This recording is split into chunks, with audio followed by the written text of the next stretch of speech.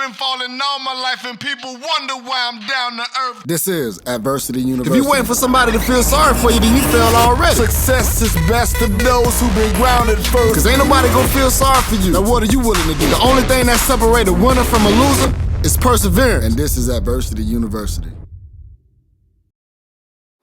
All right, what's up, everybody? Welcome to Adversity University. And right now, we're doing something special this time. We're doing the actual From Boy to Manhood series.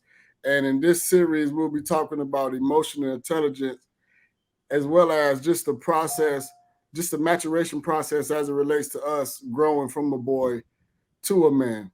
I'm your host, Cody Martin. I'm a licensed professional counselor, which is a licensed therapist.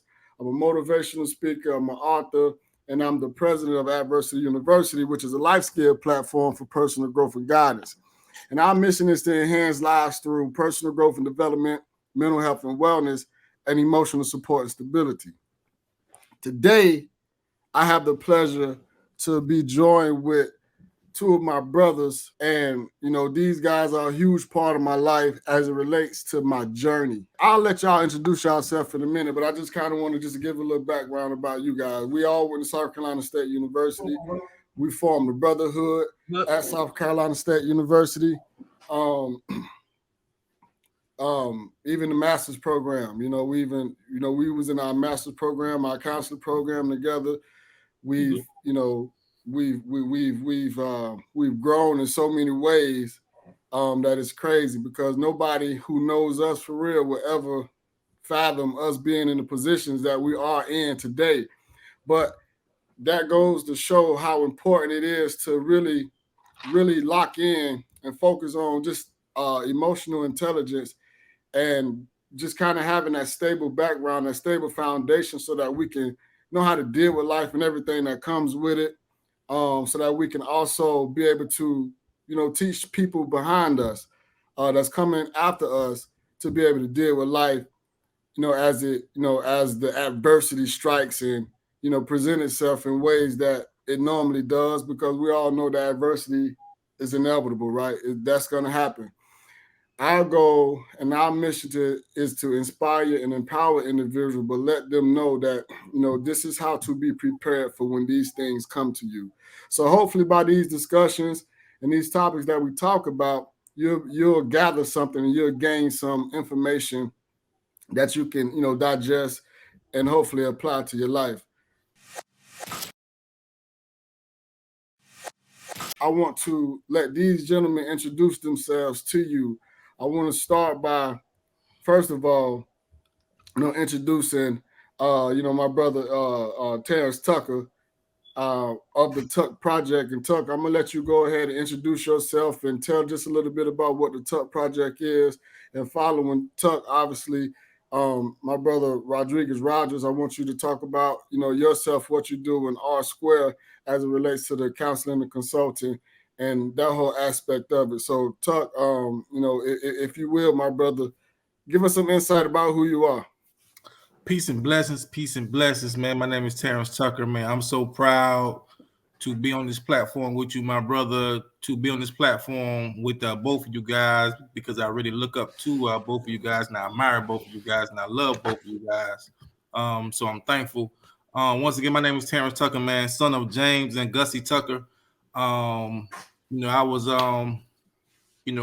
founder of the Tuck Project, male mentoring nonprofit, 501c3, where we focus solely on promoting male achievement, and we've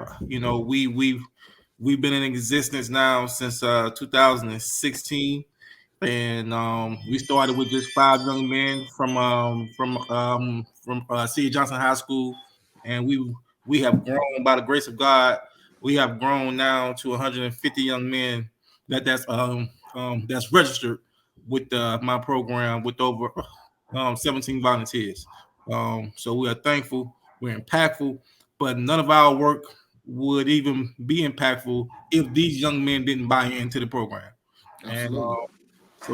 And so the first person that I think is God, but the second person, the second people that I think is my volunteers, because none of us can do this by ourselves. And we all Absolutely. know how important, mentorship is, and we also know how important guidance is. And much like you guys, we were born in substandard conditions where a lot of our friends didn't have male mentors, didn't have fathers. So we just want to be the example, and we want to expose young men to their greatness. And we Absolutely. want to make sure that these young men know that you can be whatever you want to be if you just truly believe in yourself and value yourself, and make sure that make sure that you surround yourself with people that value your life. And that's just what it is, man. In a nutshell, motivational speaker, all that stuff, man. That's cool, but I love mentoring. And I love guiding young men. This May, I gotta throw this in. This May, we have 4 young men graduating from college.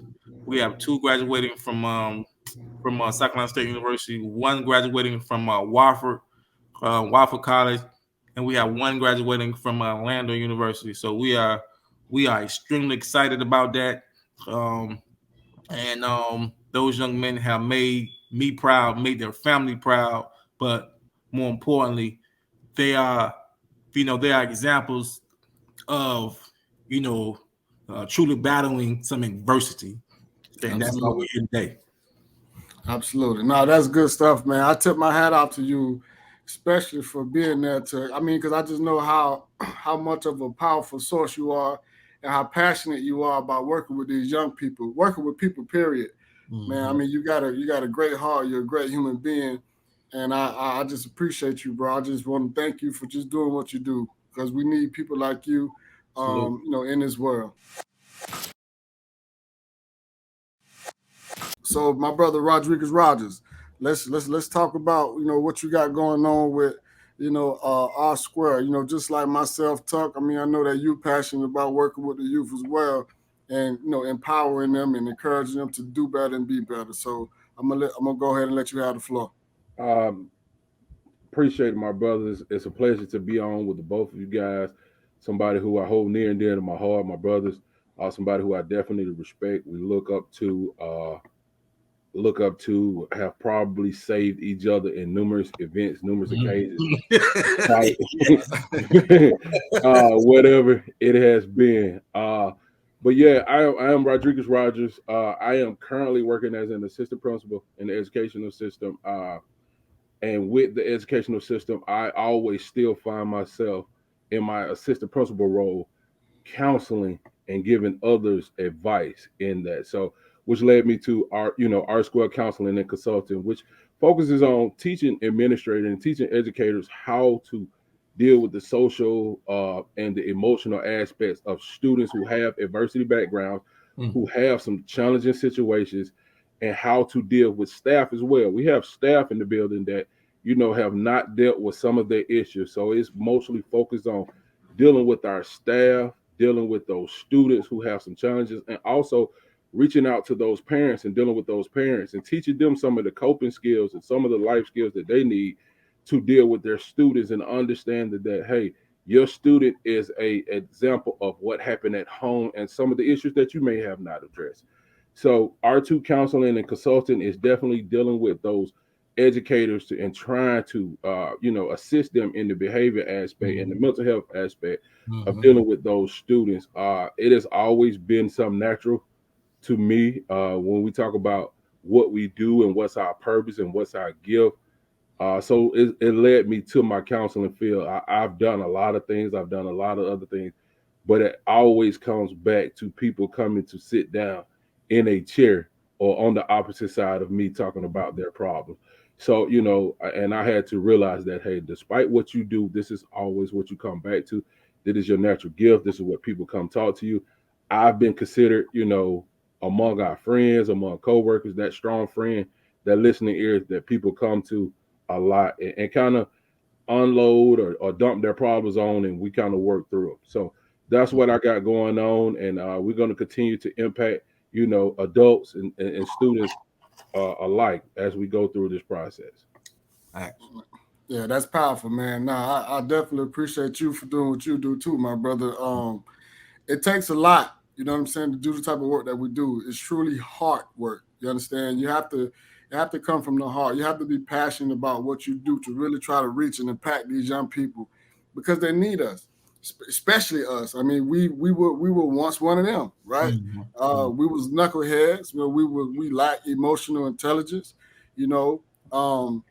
And couldn't nobody tell us nothing at that time. But at the same time, you know, if I think back at my life, I would wish somebody was there to help me become a lot more emotional intelligent, so that some of the mistakes that I made in life wouldn't have wouldn't have happened. You know what I'm saying? I don't regret life because you know the adversity and the struggles, you know, it builds character and it makes me who I am today. However, you know, it would have you know softened a lot of the blows that I had to go through early on. We're talking about emotional intelligence, and we're talking about it from a standpoint of, you know, growth from a boy to a man, right? Um, Obviously, you know, our mothers gave birth to us, and we were all once young boys, and we all did things that we probably not proud of, some worse than others. But I want to just kind of ask you guys a question as it relates to emotional intelligence. You know, so let's talk about, you know, emotional intelligence. Let's talk about maturity. Let's talk about manhood, and let's talk about adversity. So I guess, you know, the first question I just kind of want to throw out there, and we can have candid conversation. We don't got to be stiff. We just be ourselves. You know what I'm saying? But at the same time, I want y'all to just kind of really take us on a journey as it relates to your boyhood, right?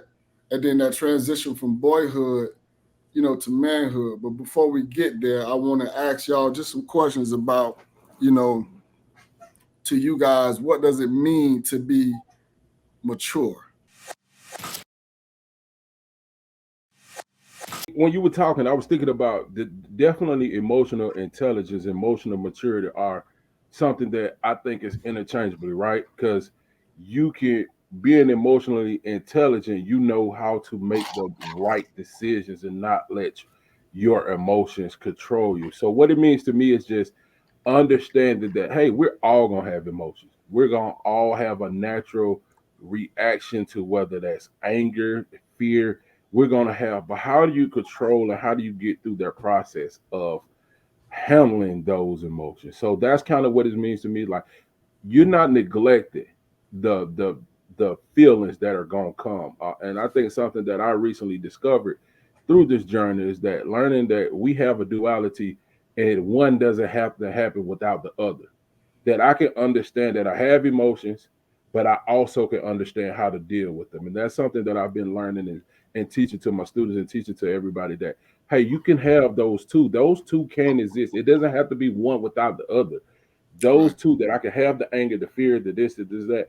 But hey, on the other side of that coin, how do I deal with that? How do I address that? So that's emotional intelligence slash emotional maturity to me. Tuck, what's your definition? What does it mean to you to be mature, a mature individual? Knowing when to swallow your pride, man. Yeah. You know, I think that's probably been my biggest, hurdle at times. You know, because I grew up with a man in the house that was 6'6", 280. And there was just some things that you couldn't come in the house complaining about. You know what I'm saying? So, and his dad was just like him. So we just was not raised to talk about our feelings. You know, we were not raised to complain. We were not raised to be able to have a sensitive side. You know what I'm saying? And when you get into this world, you know, um, you know, the lack of communication can kill you Yes. and can kill your family, can kill your relationships, can kill your friendships. Yep. And so I was raised where we just didn't talk about our issues. You know, you had an issue and you swept it up under the rug. You know what I'm saying? Right. But that rug hump kept getting bigger and bigger. You know what I'm saying? So, maturity for me was learning how to,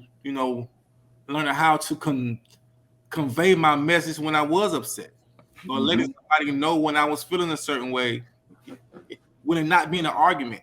I'm just me expressing how I feel to you that may disagree with how you feel about me. You see what I'm saying? Right. And there are times where, you know, the whole pride thing can destroy you because you can be feeling a certain way about something, and just saying two words can save your entire friendship by saying I'm sorry. You know what Yes. I'm saying? Like, just the accountability part. You know what I'm saying? Just knowing when you're wrong and knowing, but being man enough to express it, because there are times where we are raised to be petty, and we don't want people, because let's think about it. We were, most of us were raised within a society where, there's a certain level of, mojo you had to have to actually make it through that process, right? Right. And you could not, being wrong just wasn't cool, or being lame, so we considered lame during that time, right? But my thing is this here now, that if I would have known what I knew now when I was 17 years old, I probably have a lot more friends, a lot more relationships, just a lot more business type partnerships. You see what I'm saying? But the fact that I had to learn on the fly, because my parents were not huge communicators. You know what I'm saying? And my dad was a reverend, but my dad would come home and go to sleep and wouldn't even talk to us. You see what I'm saying? Right. That's just, that's not because my dad was not a bad person. My dad just sucked at, communicating. When I see big cuz, when I see little cuz, right, and I see, not see him talking to his son, going to games with his son, playing sports with his son, my dad didn't do that. But we had everything we needed. You see what I'm saying? And we felt protected. So there was times where I wanted to actually have a conversation with a man, but I just didn't know how to. You see what I'm saying? So so now it's to the point now where we can have those conversations. I can tell you, how I feel, or I can tell my lady or I can tell my coworker how I feel, then it not be taken, wrong. And we can have we can have a mature conversation, without it going left. That's definitely something that a lot of people need to hear, because like you say, you had a father. You grew up in a 2-parent household, but you say your father was present, but he wasn't present as it relates to extracurricular activities. Communication wise, yeah, communicating. That's what I mean. But that's your father. That's the guy that you admire. That's the guy that you look up to. You know what I'm saying? Things like that. But that's important, because there's a lot of young people that's experiencing that right now. And there's a lot of grown people that experience that, and they're having trouble with, being able to effectively communicate to their spouse, to their children, to their, their peers, whether it's school, work, or whatever, right? And not to cut you off, Wood, but I, just to kind of take it back to a pre-conversation me and Lil Cuz was having, about when he was giving me advice, and he mentioned that you take what you didn't like from your father and you change it to how you apply, to how you father. Whereas right. I always told myself this, was that when I have kids, that I want to make sure that I talk to my kids regularly. I have conversations with my kids, and I want to know what they're thinking. You know what I'm saying? And so many of my friends didn't have that growing up. They didn't have a man in the house, period. You see what I'm saying? So a lot of the wrong decisions that they were making, they made because they just didn't have that enforcer in the house. When I came in the house, yes, we knew not to get in trouble because we didn't want to whip him, but we didn't know why. Right. You see what I'm saying? That part was never discussed to me. Why shouldn't I do this or why shouldn't I do that? We were just told not to do it. You know what I'm saying? Yes. So now what I want to make sure that I, that I do is, kill that whole mindset of you better do what I tell you to do, because that's not going to work with these kids nowadays. You know what I'm saying? You kind of you have to kind of really break down why you're telling them this, so they can really know, you know what I'm saying? Like, why you're saying this to them. I think as I want to piggyback, I'm sorry, man, but I coach my son little league football team, and I definitely in that process, and also being the educator, is what I tell my teachers, that you have to teach the why. You got to teach the why. I can tell you something all day, but I need to teach you the why. My dad was the same way. My dad went to work. My dad worked 2 jobs. He provided for us. I love him to death. He showed me how to be a man. He showed me how to be a husband, how to be that provider. But my time with my dad was, hey, we got to ride out here and take your daddy a plate after I just cooked for lunch, because he's working his double to make sure that we get this and this and that. Or when I was able to drive, hey, I just cooked, or go ahead and fix your dad a plate and, wrap it up in aluminum foil and take it out there to his job at the plant that he was working at. So, so that was my time with my dad. Not that he doesn't do anything. I played football. He bought me everything that I needed for football. Came to games if he wasn't working. So it was just that, but he didn't have that vocal part, and it was because he didn't have that himself. He wasn't equipped with those two. Right. So you got to teach the why of what we're doing, and so that's something that I focus on. Hey, even when I'm disciplining my son, this is why I'm disciplining you, because the ultimate goal is for me to prevent you from making this mistake or encountering the police that's my ultimate goal. That's why you're being disciplined right now. Is it just me, or as we become adults and we become parents and we become spouses, and we're looking at our young people grow up, and then in looking at them grow up, like Tuck mentioned, we want to make sure that all the things that we didn't like about our parents, that we don't apply that in our parenthood, right? How we parent our kids. We want to do better. You know what I'm saying? You know better, you do better. And right now, we know a little bit more. We know a lot better than what our parents knew.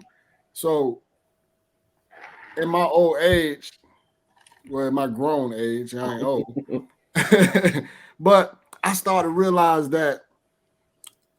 I mean, y'all, we just touched on it just now, but you realize your parents didn't know. They was doing the best they could with what they had, right? And there comes a certain time that that light bulb got to come on. And if we wait forever to try to just expect our parents to get it, we kind of selling ourselves short, right? When that light bulb come on, we're oftentimes in survival mode. You know what I'm saying? We just don't want to make the same mistakes over and over again, because oftentimes our parented us out of fear, right? And I found myself trying to literally stay away from that. I don't parent out of fear, right? The why, like Tuck explain. I explain that on everything.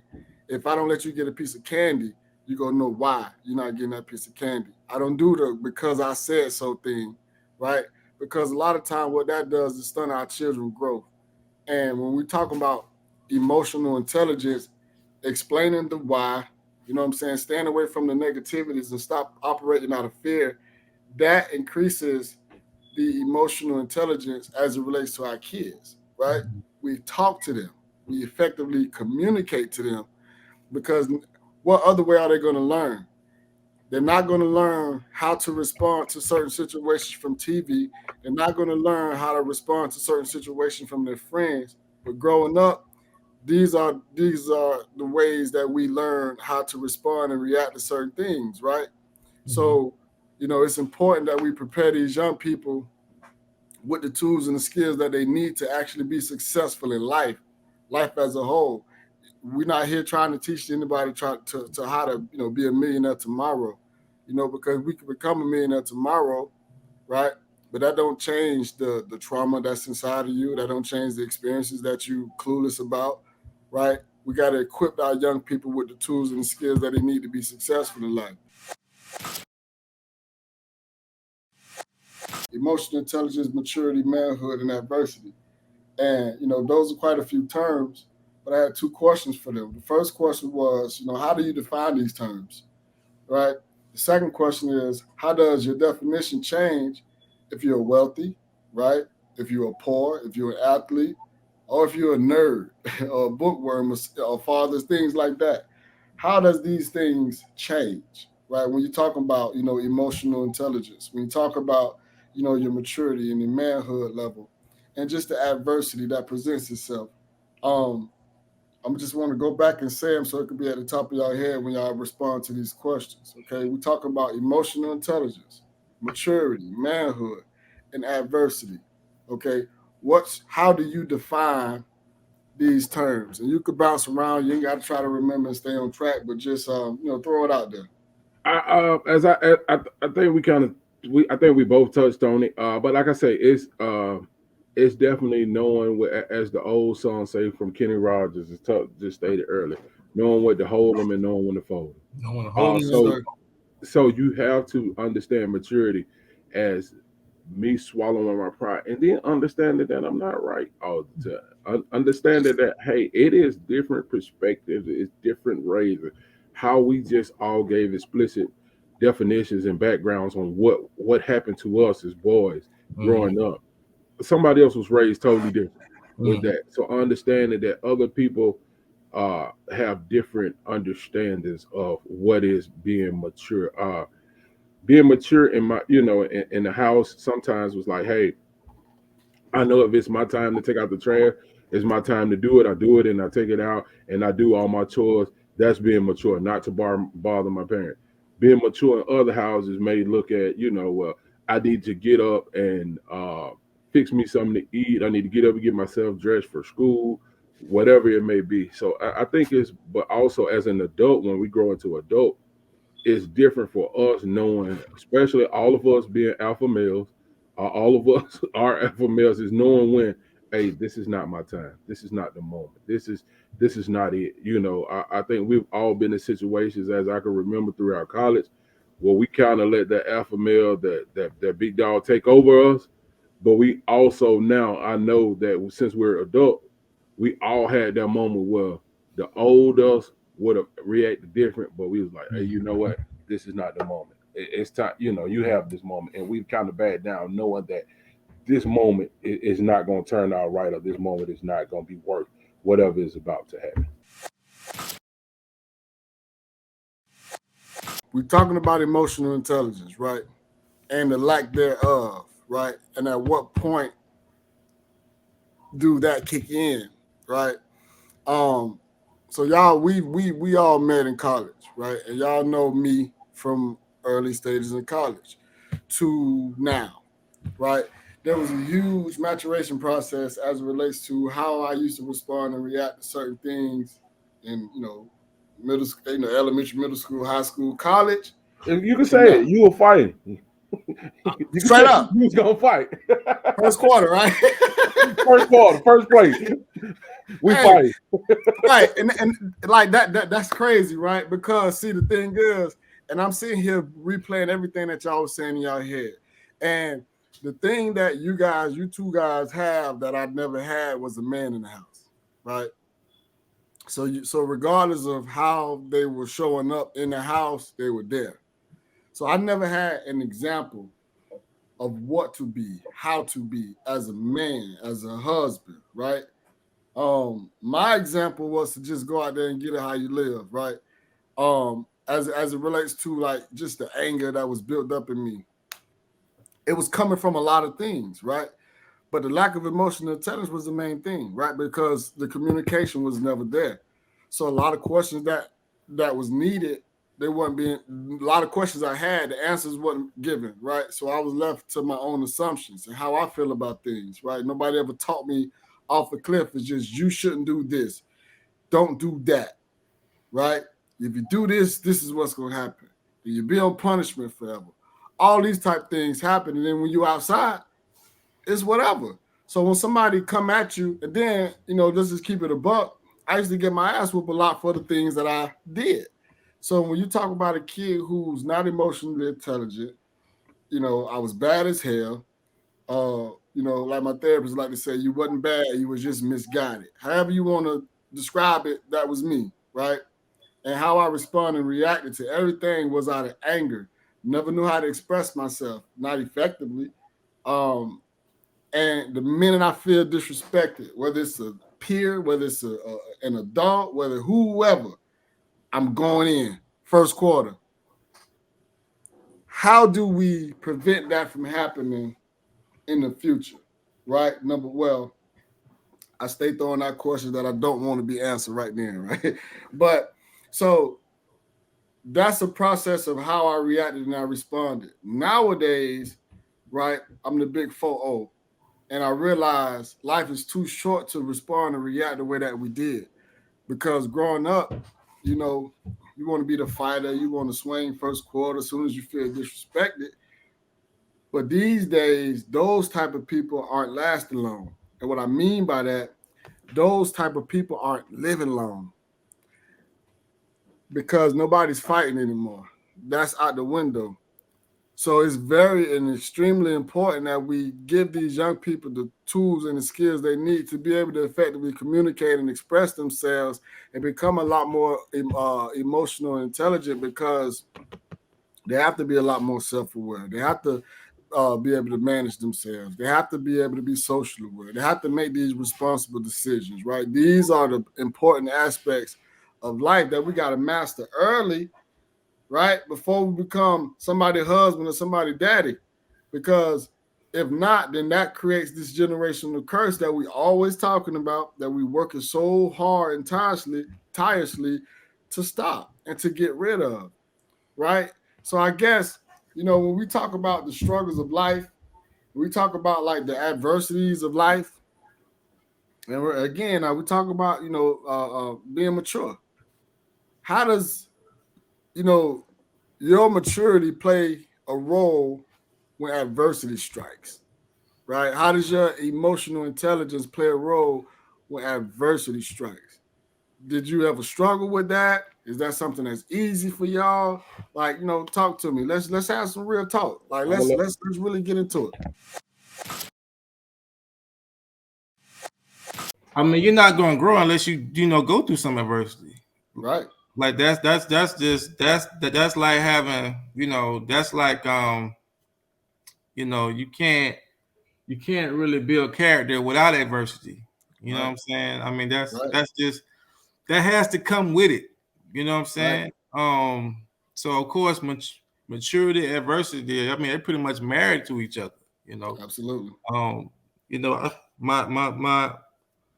grandmother used to always say to us that your biggest mistake will be not learning from your mistakes. Yes, sir. And I think that no matter who you are or what path you decide to go down in life, whether it's sports, whatever you want to do, you know what I'm saying, school, profession, whatever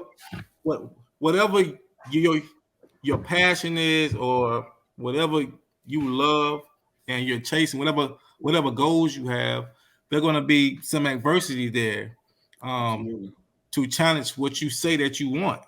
And if you don't have the proper stamina to actually go through what you're going to grow through, you know what I'm saying, because you're not going to really, nothing's going to be easy that's worth it. Nothing. We already knew that. You know what I'm saying? And we talk about, we always talk about, oh, we got goals and dreams. But I tell all, what I'm saying, my young men come to me all the time talking about the goals and dreams. But I tell them, don't tell me that until you're telling me what you're willing to do first to go Action. through. You know what I'm saying? Yeah, Because absolutely. a lot of sacrifices that have to be made. A lot of a ton of hard work that has to be given. A lot of trust.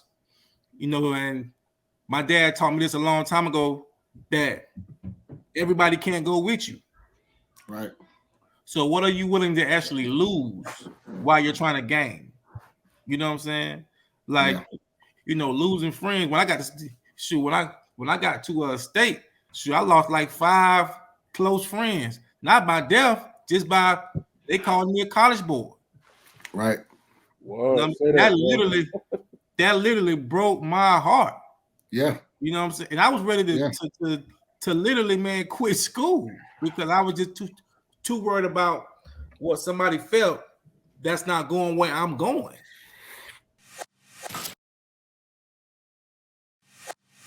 You know what I'm saying?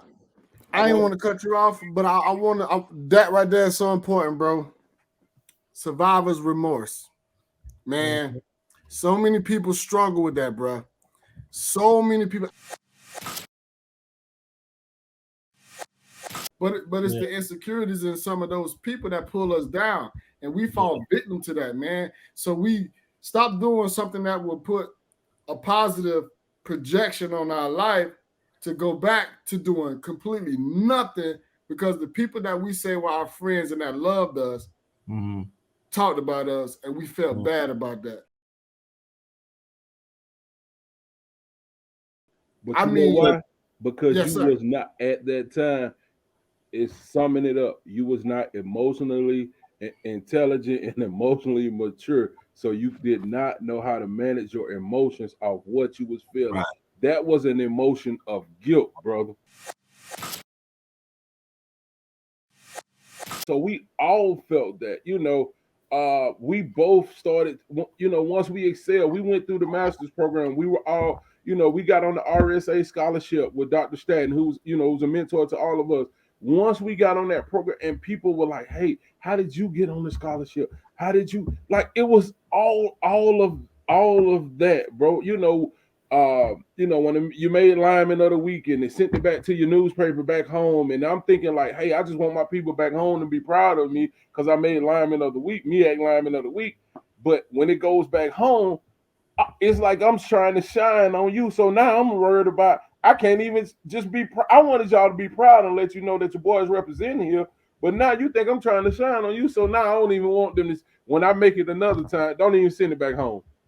Don't even send it back to the Montgomery Advertiser because I don't want nobody to think I'm trying to shine on you or what I got going on. And you have those friends. Luckily, I still have some true friends who were happy for me.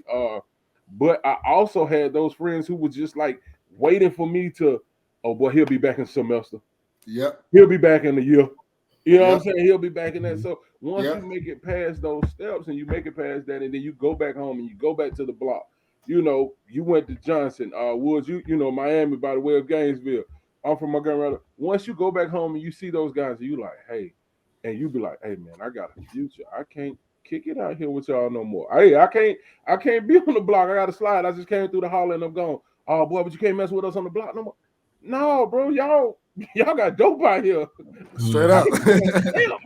I got camp in a couple of weeks, man. Yeah. I got dope out here. I can't be responsible for that.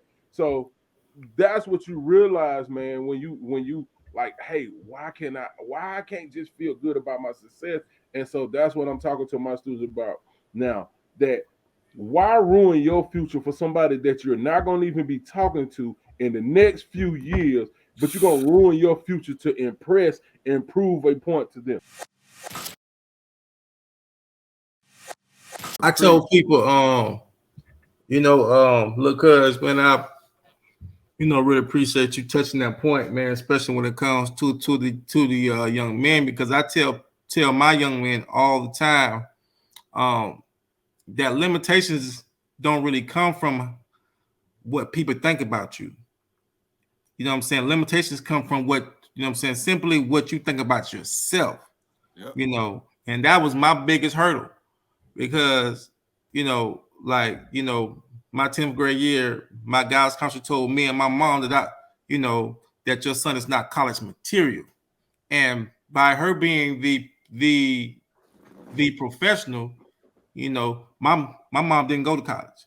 My dad didn't go to college. So by her being the professional, we believed her. So I went for 3, 4, 5 years thinking, well, this lady knows, you know what I'm saying?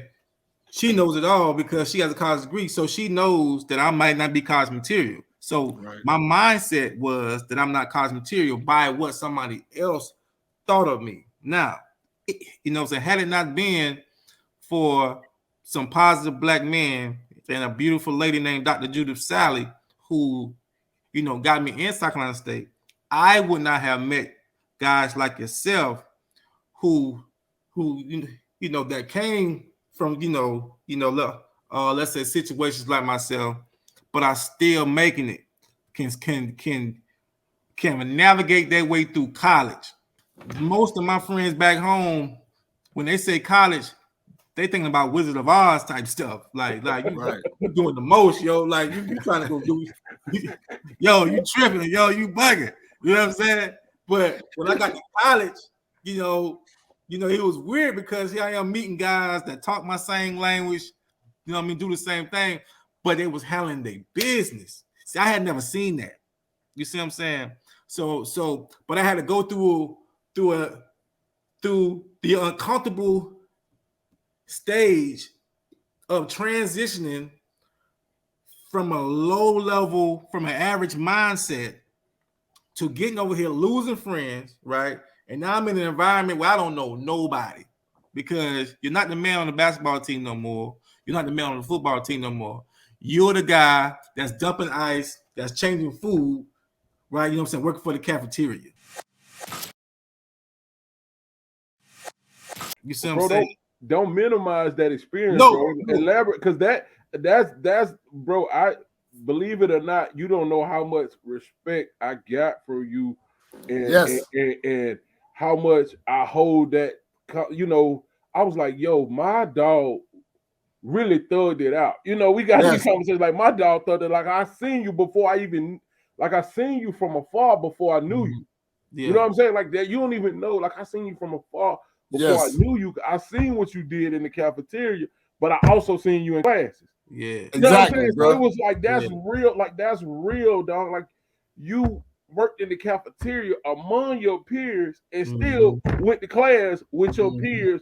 Not really. So I think that was I don't want you to minimize that moment for yourself, bro, because that was a moment for me. Just looking back, that was a moment of your growth and your emotional maturity because I got to do this during the day, but I also got to take classes. Like I can put my pride to the side and say I could dump ice, change food, whatever you want to say, but I also got to go to class too. So you set your pride to the side, like, yeah, I'm the dude who work in the cafeteria, but I also still got to go to class. I'm glad you just said something about that, little cuz, because the same thing here, Tuck. Before I knew you, I had respect for you for simply you was working in the cab, bro. I used to see you behind the food line. I used to see you change the trash and dumping the ice and whatever, all that stuff that you was doing. I was seeing what you was doing, but you could also see that you one of us. You know what I'm saying? Just doing that for whatever reason. You can see that. Then we see you in class. And you cool, you know what I'm saying? You rocking, we vibing, you know what I'm saying? We got a relationship. And we became brothers, bro. You know what I'm saying? Over time, simply because you were being who you were. And that experience, bro, was a very, very humbling experience, dog. And that is a testimony to who you are today, dog. You're very humble in your approach to everything, right? Which says a lot about you and your character, the things that you've been through. Yeah. So I'm like, look, cuz don't minimize that, dog, because that was a part of your story, right? That was a part of your growth, dog. And every time you tell that, because shit, I forget that. I forget that you used to work in the cafeteria. You said when we did the last podcast, you brought up, I'm like, damn, he was in the cab.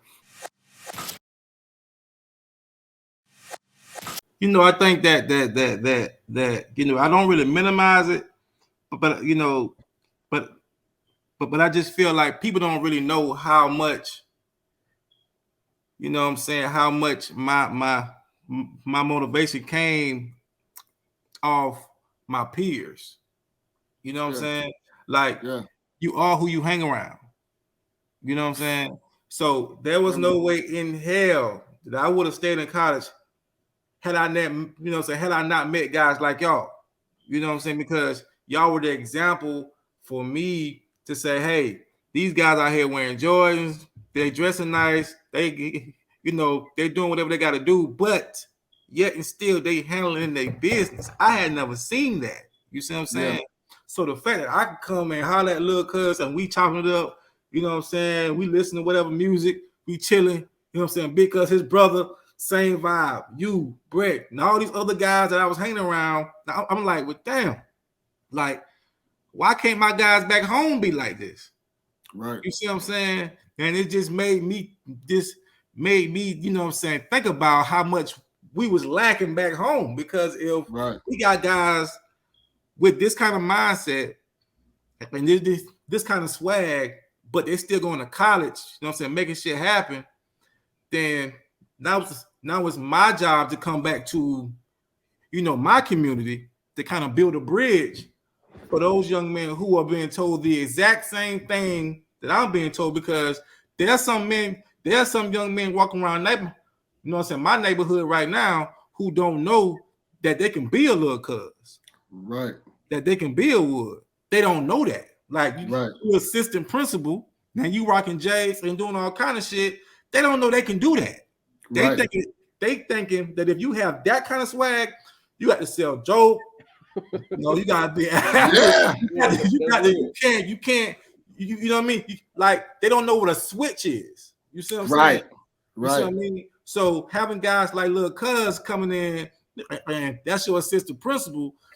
That's helping so many young men. You know what I'm saying? Go towards their goals because they have an example.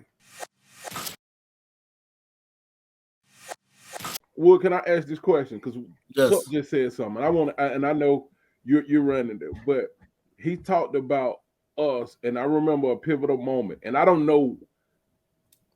I know we did it, and I know we went through this process. We had a day of being at your apartment, Cody, for an entire probably almost 365 days straight, where we came to your apartment when each one of us got off of work while we were going through grad school.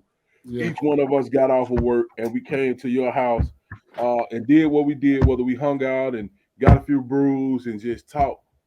What do you guys think that did for us in growing and changing our perspective? Because Tuck, I think at that time you were working at the Walgreens. Yeah. I was on the intern in Columbia. Cody, you were still in grad school at that time. What do y'all think that did for us? Because I know it did something. Let me say this, because I know Will got something to say. Let me say this right here. For me, that was therapeutic for me. Because I had never had friendships like that. You know, most of my friends that I grew up with didn't go past the doggone 10th grade. You see what I'm saying? So I had to change my mindset, and then I started hanging with my basketball teammates, but none of them went to college. You see what I'm saying? So all the friends that I, you know what I'm saying, had at state were all the friends that I had, basically. So you guys, you know, pretty much were the example. Like y'all were the bridge. Like you can be the same age and still be somebody's mentor. You know what I'm saying? Y'all wasn't mentoring me, but you was my mentor. Because I by example, because I saw when y'all was going, y'all was going to, Dr. Statton them. I would always come to Dr. Statton. Dr. Statton when you can tell somebody's character by how somebody else feels about them. Every time Dr. Statton mentioned you and your brother's name, he started glowing. Nothing but high praise. Nothing but high regard. Then the fact that I was hanging with y'all, he held me in high regard. You see, so sometimes you get a pass just by who you know what I mean? You know what I'm saying? Just by who you affiliated with. You see what I'm saying? So by us being within that household, we vibing, we chilling, we laughing, we drinking, whatever we was doing during that time. That was something that I needed, that I just didn't even know existed. You know what I'm saying? But the fact that we were all black men with college degrees that was going to get our master's degrees, we overcame so much adversity, and yet we still had so much growing to do. You know what I'm saying? That man, that was just phenomenal to me, bro. That was a moment. I just wanted to touch on that moment because I know we were getting some of that moment because it was not a day that if all of us didn't hook up, at least majority of the clique hooked up. Like we all was like, hey, what we got going today? What we got, Wood had a saying, you ain't got no money for no, for no. So that was his saying every day. Like and it was, as soon as I came from Columbia on the internship, I was slide to the house, then I'm headed to Cody apartment. And we all linked up, whether your Shaq was getting off at the same time, we were all end up linking up over there. And even with Dr. Stat, I just want to touch on that too. Dr. Stat, man, was somebody that I still hold so much respect, and I held him in high regard. And probably most of that was because I didn't want to let him down, because I knew he believed in me, and I think he believed in all of us. So I definitely didn't want to let him down, somebody who seen something in me. Those times where we really, really spent at the house, I was juggling a lot mentally. You know what I'm saying? Trying to be in school, wanting to graduate, wanting to be the example for my family. You know what I'm saying? Trying to lead by example. I'll be the first person in my family to get a master's degree. You know what I'm saying? I just graduated with my bachelor's. I did my thing in football. Football didn't work out. Sure. Now I'm on this path to rapping. You know what I'm saying? Rapping is looking promising. But at the same time, I'm knowing how life goes and the ups and downs of life. And I realized, okay, the worst thing can happen is I have a degree, and if everything else falls, I'll be able to, get a job or whatever the case may be. But the brotherhood that was built from that moment, bro, just think about it, cuz you helped me move in every place that I lived. You understand what I'm saying? But you gotta understand, like, the type of talks that we had. Look, cuz you were my counselor at one point, bro. Yeah. You know what I'm saying? I really had to come to you, bro, to be that voice of reason for a lot of things that were going on in my life. But I think that's something that we all grasped in that moment, was the emotional intelligence from those moments, from those conversations, from everything that we were going through at that moment, trying to figure out life and running it by through each other. It wasn't a moment. We ran everything through the 6-7 people who was there. Yeah. We ran, you know what I'm saying? We got Tuck Mike came in with a problem today. I came in with a problem tomorrow. Hey man, let me tell y'all what happened at work, man.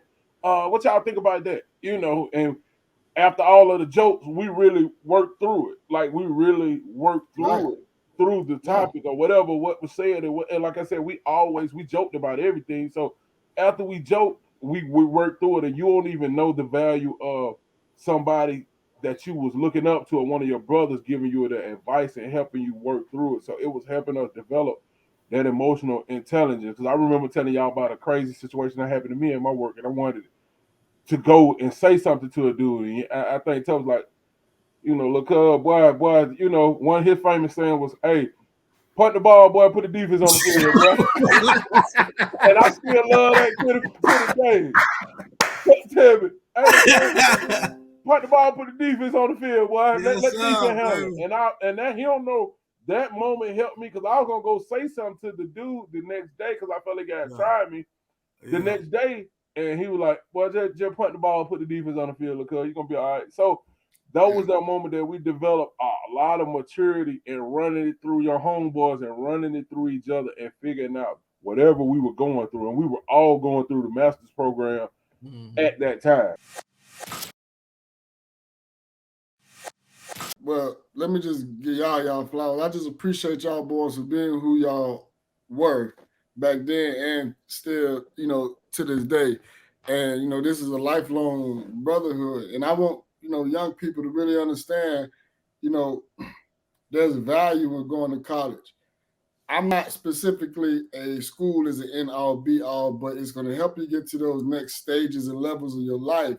But the lifelong bonds that you build, you know what I'm saying? Like, look at these dudes, man. Like, these are my real brothers. You know what I'm saying? Like, people don't see us all on social media and all that, but we talk often. You know what I'm saying? And that's more valuable than anything, man, because a lot of people don't have certain voices of reason. I called Tuck and asked him questions and things that he think I should just have automatically.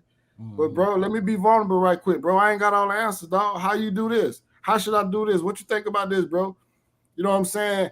That those times opened that door for us to be vulnerable, bro. We was really able to express ourselves in ways that we normally would never do. I would never be vulnerable as I am today if we didn't create that safe space for each other.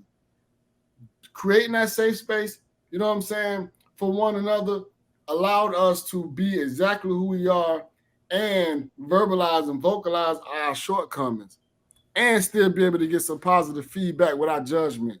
Bro, that's what life is about. You know what I'm saying? So it's very, very important to when you make these transitions from high school or you go to college, even if you go to community college, the bonds that you build, the relationship that you build, man, you hold on those forever.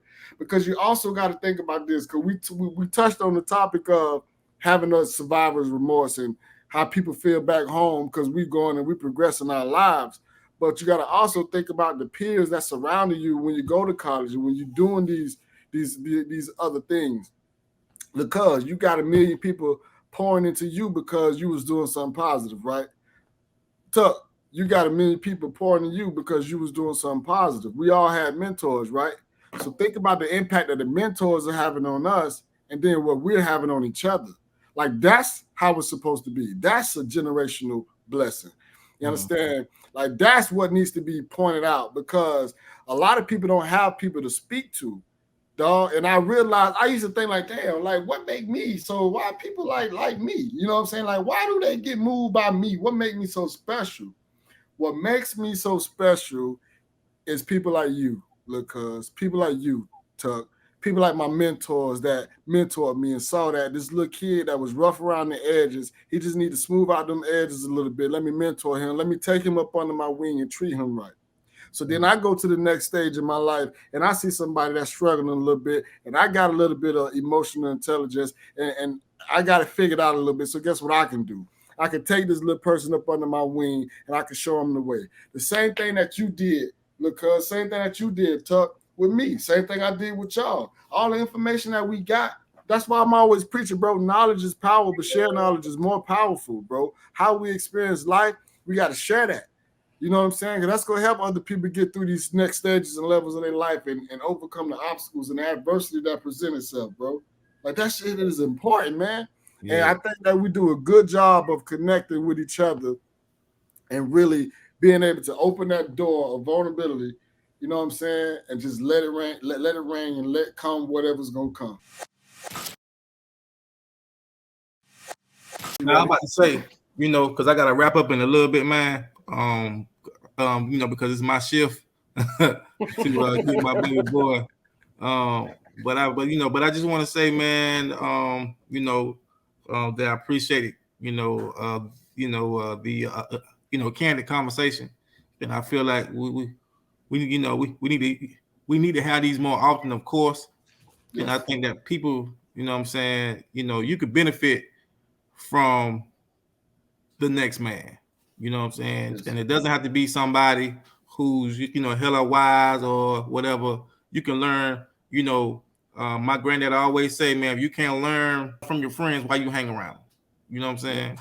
And that's my motto right there. So I learned so much from, you guys, and I, will continue to learn. But you said something earlier too, Wood. It's been stuck with me, bro. That allowed like what you're doing is what you and how you're preparing your girls, man. You said something about like even if I tell you not to, you can't get this piece of candy. Like if I tell you you can't get this piece of candy, I'm telling you why you can't get this piece of candy. Right, What you've done is taught a young kid, a young person how to deal with no and accept it and understand that that's a reasoning for it. Instead of throwing a temper tantrum, instead right, of just understand or like with us, our parents may have told us, you can't get it, and it's because I said so. What are we gonna right, do as a little boy? Well, we gonna get it anyway. right, We gonna get it anyway. right, We gonna exactly. get it anyway, or we gonna go get it from somewhere else anyway, without the proper way of getting it. So you've taught, you're teaching your babies that hey, you can't get this, baby. Is I know it's hard, I know it's tough, but this is how you deal with the rejection.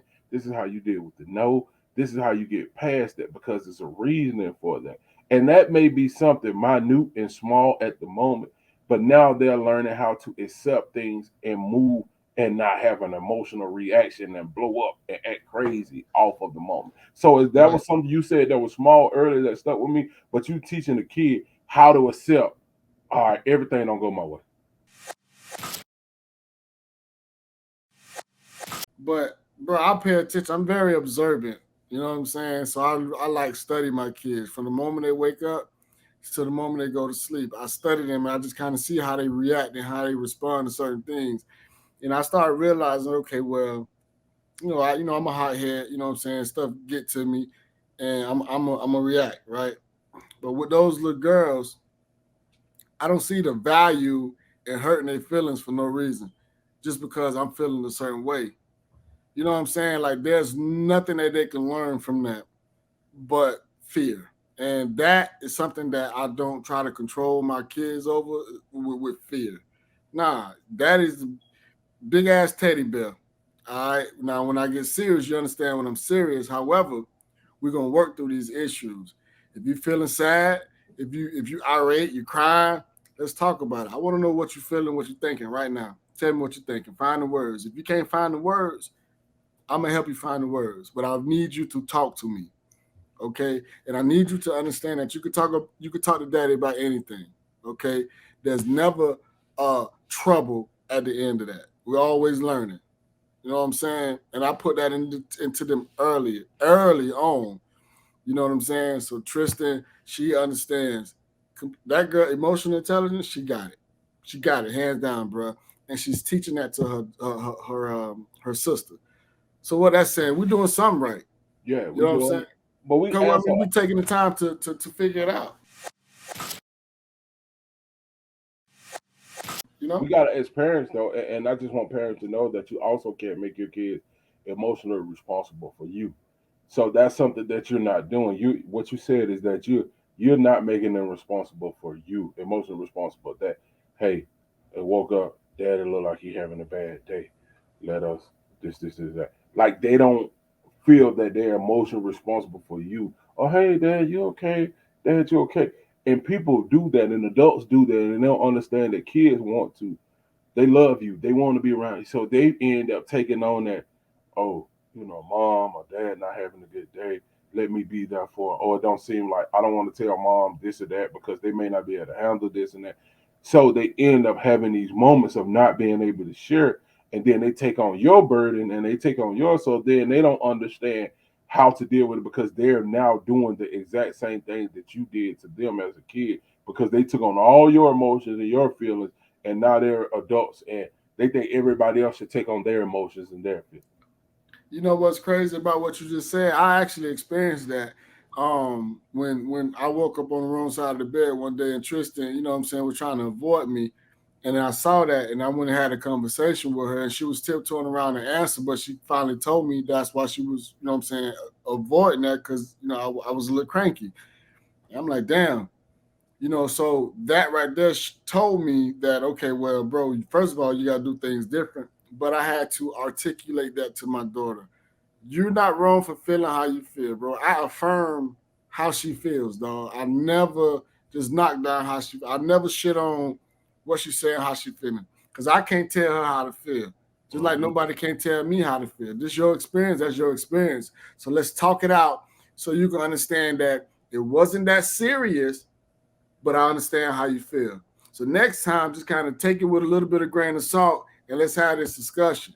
I told her, if Daddy give you the opportunity to speak, speak, baby. You'll never get in trouble. You know what I'm saying? Why? You know what I'm saying? I'm trying to teach you to be the best person that you need to be for the rest of your life. You know what I'm saying? This is the long game. What am I gaining by invalidating your feelings? Nothing. Your daughter's going to grow up and be a wife. So she's growing up to be a wife, and she has to be able to, and you don't ever want her to. And see, people just don't realize that. You know that, and I meant to look it up, and I forgot who said this. That saying, that quote, that it's best to raise a healthy child to repair a broken adult, man. That is the most important thing. Man, that's probably one of the most profound quotes that I heard, man. And I still Absolutely. say it because you have to teach them all of these abilities while they're children and while they're young, so they don't grow up and they're fixing the issues that we had to fix because we weren't allowed to express ourselves. And there was no fault of our parents. They were just doing what they was taught. Right. I think the first time we shared, I think my first time of true vulnerability and your first true time of vulnerability was on a bus ride to a football game. We shared, you know, we shared. And that conversation always stick with me because I think that was a growing point for all of us in sharing some of our childhood trauma as it relates to parents, as it relates to our fathers, particularly our fathers, and the trauma that we faced when we were growing up. So that was our first moment because you probably had never spoke about that. I had never, you know, told you about the empty promises that I had and all of that. Right. Like we never talked about all of those, you know. Right. So that was our true moment of starting to, you know, realize like, hey, we can share it. We got to get this off our chest. And although we laughed and made some jokes and this and that, but we really started a healing process for ourselves at that time. That right there really put a stamp on our brotherhood, for real, for real. You know what I'm saying? Because we was able to do that, and we was also able to crack jokes on each other about our trauma. You know what I'm saying? Like, can't nobody do that with brothers. No, nobody do that, but brother, we went in on each other. And everybody's story just kept getting worse. Like, oh man, I knew that shit was messed up, but damn, bro. Hey, but again, dog, you know, that's a blessing because we were mature enough to be able to have those type of conversation and laugh at, you know what I'm saying, the trauma to keep from crying. You know what I'm saying? And that still holds strong to this day. If I'm any type of situation I'm going through, bro, I don't give a damn what it is. I know who I could call, you know what I'm saying, and have these conversations and not be judged and really get some real valuable advice, you know what I'm saying, on how to handle situations. What do you think your true moment where you really started to transition from boy to man? The start? You can go to start like the stages. You don't have to, because it's hard. I think it's hard to identify or pinpoint one particular moment, but like the stage of your life where you started to really transitioning from boy to man and really handling your business. So the first thing that comes to mind is when the last time I got kicked off the team for fighting. And I realized I was about to throw everything away just because I couldn't control my emotion and how I respond to things. And then I started seeing just the disgust that was associated with my name and the coaches, right? And when I say disgust, it's just this uncontrollable kid. Like we don't know what to do with him because talent all was the never potential in the world. Right. It was never about talent. It was about mindset and emotions. And when this was a specific stage, because I started saying, you know what? Fuck it. You know what I'm saying? What's the worst that can happen if I choose to be successful? You know what I'm saying? I'm beefing with the coaches. I'm feeling the way about that. You know what I'm saying? All my homeboys on the team, they starters, they balling. You know what I'm saying? I know I easily can be and do that, but I'm not doing what I'm supposed to be doing on the field, off the field, in the class. I ain't doing nothing I'm supposed to be doing, but I'm expecting everybody to have this high regard for me. You know what I'm saying? So when everything started to crumble, I got kicked out the team. You remember, I didn't have a jersey number. You remember, I didn't even have a football player as a teammate. My teammate was the equipment manager. Roommate. My roommate was the equipment manager. So I'm on a football team, but I don't even have a football player as my roommate. My roommate is the equipment manager. It's like, okay, all right, bro, you got to do something a little bit different. But what's the worst can happen if you choose to be successful? You know what I'm saying? So I said, okay, I'm going to just go ahead and go out there and just give it all I got. I don't want to lose my scholarship. I really do want to graduate, no matter how, regardless of how I'm responding to things. I really want to graduate. So that mindset started to shift, right? And then when it started to shift, I was going to practice every day on scout team, doing what I was supposed to do. I was on special team scout team, doing what I was supposed to do, going 110%. And I was finally noticed at that point. But when I started getting the feedback from my teammates, when I started getting the positive feedback from the coaches, you know what I'm saying? And then when I walked in that coach's office that day and coach said, I see what you're doing, Coach Pugh said, I see what you're doing. I'm going to let you back on the football team. That told me, hey, boy, you got to keep doing something different. You got to keep doing something different, bro, because when you do something different outcomes occurs, bro. And I'll be damned if once he let me back on the football team and I proved myself and I got that starting position, I began to be so humble in everything that I did. Because before that, I had the big head, bro. You know what I'm saying? Remember, I had a deal on the table. I was, you know what I'm saying? Remember, I had that manager going on, and I was all that stuff was going on, and I started getting the big head. All this money finna start coming in, but then the money never came in, right? So now you stuck with like, damn, okay, what goes up comes down. You know what I'm saying? And now you can't stand on nothing. You can't stand on money. You can't stand on status. All you can stand on is your character, and your character go determine your outcome. And I chose to build up my character, bro. And when I did that, everything started changing for me, bro. Every single thing started changing for me. Now, I can't say I cleaned up 100%, but it was damn sure 90. You understand? And my whole life trajectory just changed, bro. And I'm here today to be able to speak on it, So that was the moment. That changed right there, because I almost threw my whole life away. You know what I'm saying? And then I grabbed hold of it and I ain't never let it go, bro. I'm blessed to be in this position today that I'm in. You know what I'm saying? I'm blessed to have the type of friends and brothers that I have. You know what I'm saying? Because, having the friends and the brothers that I have, it forces me to grow. You know what I'm saying? Because everybody around me, they're constantly growing. Nobody's really, being stagnant. Right, everybody trying to do better. Everybody got goals and aspirations. Everybody's accomplishing certain things, and I feel as if, I've been a competitive person since day one, and I'm always competing with myself to try to be a better person. I'm always trying to be better tomorrow than I was the day before, and in doing that, I see and feel the growth, bro, and it's literally spilling out on other people. And there's no better feeling than that for me, bro. With perseverance to meet adversity, then success is right around the corner. You just gotta be willing to keep going. This is Adversity University. What's your plan? You gonna keep your feet planted, or you gonna keep your feet moving? And success is the next step. Now what you gonna do? Adversity University.